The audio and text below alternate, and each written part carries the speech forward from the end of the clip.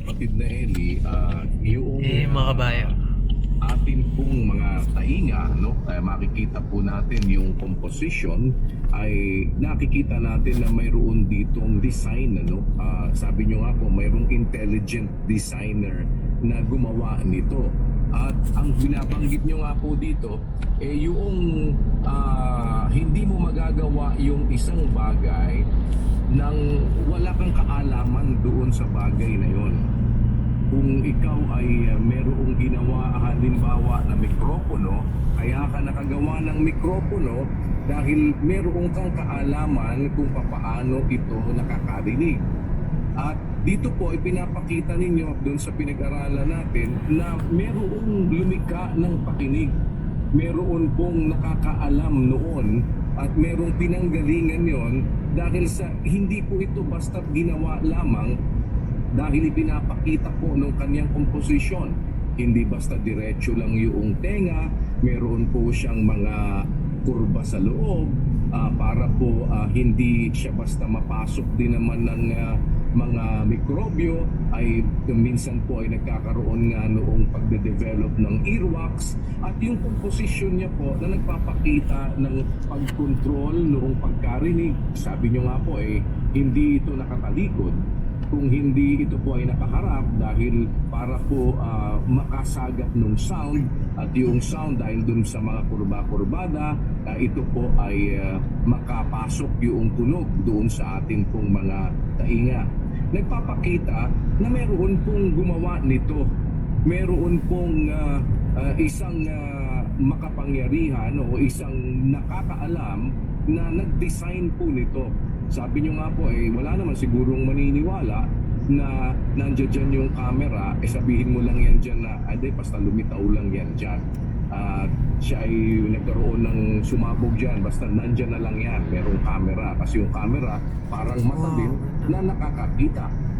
At kaya naman niya nagawa yung camera na yan ay meron siyang naging batayan, yung ating mga mata. At alam niya yung prinsipyo noong pagkakita, kaya po i-develop niya into something na kagaya ng camera. Na nobody would believe na yan ay basta't nandyan na lang.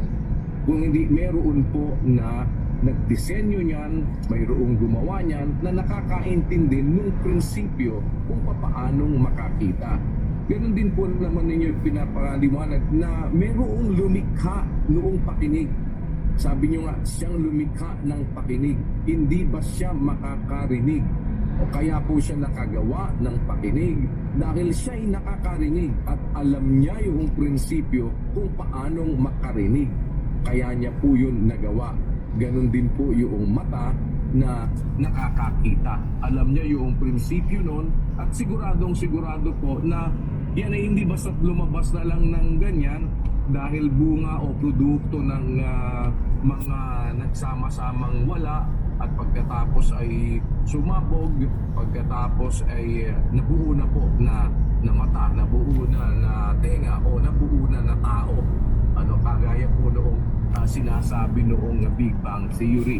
Kung hindi pinaniniwalaan po natin at sinasabi nyo nga na mayroong intelligent designer at yung intelligent designer na yon nakakaalam po noong prinsipyo ng pagkarinig kung kaya ginawa niya po ang ating mga tainga na ganito komplikado, magaganyan po yung design. Pati na ganyan, pakita natin, yung tenga, hindi basta pumapasok ang sound, may mga nagko-control para wag kang mabingi, para ma-amplify, para magandang makarating sa tenga mo.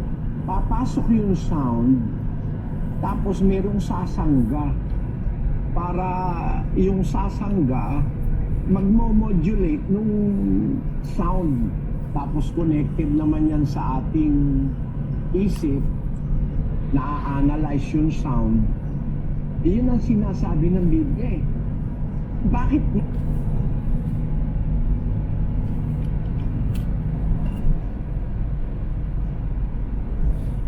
Isa lang siya